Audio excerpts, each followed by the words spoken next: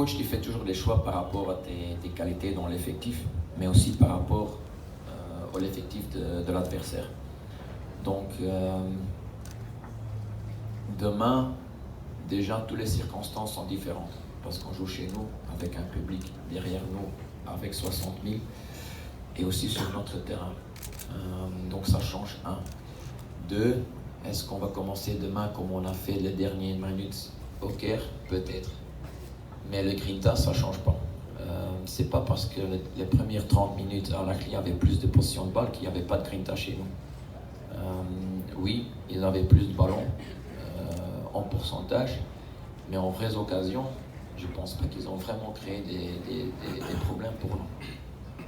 C'est nous qui n'ont pas osé ou pas trop osé de jouer au foot pour jouer notre jeu. Et je trouve après 30 minutes, on a trouvé ce rythme. Et dès qu'on a trouvé ce rythme chez nous au ballon, peut-être c'est nous qui avions la meilleure occasion en première mi-temps. Donc, c'est pas une question de grinta, c'est pas une question de certains qui jouent ou qui jouent pas. C'est quelques techniques de base pour contrôler un match. Donc ça c'est un. Et deux, il faut gagner. Donc d'un côté, ça te donne beaucoup de clarté. Nous, on ne peut que gagner. On n'a rien à ce moment parce qu'on est revenu avec une défaite. Donc pour nous, c'est très clair ce qu'on doit faire. C'est marquer au moins un but et gagner ce match. Pour eux, ils peuvent perdre tout parce qu'eux, ils ont la coupe en main maintenant.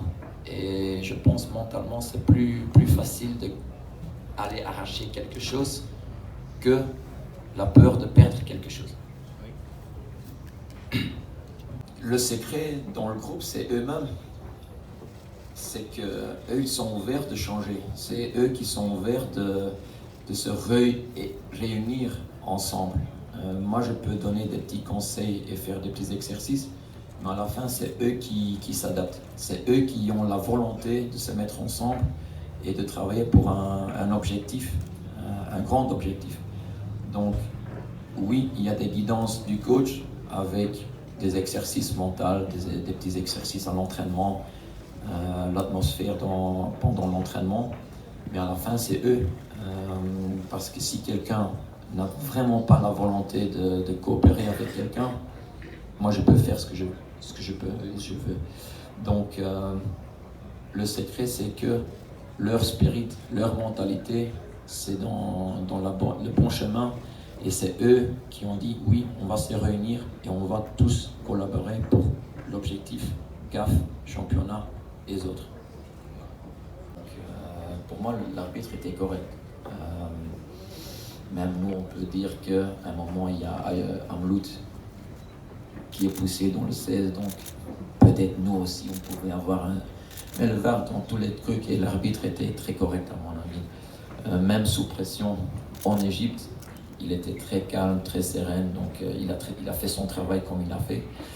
Maintenant, j'ai aussi entendu qu'il met déjà la pression sur l'arbitre pour demain. C'est son dernier match.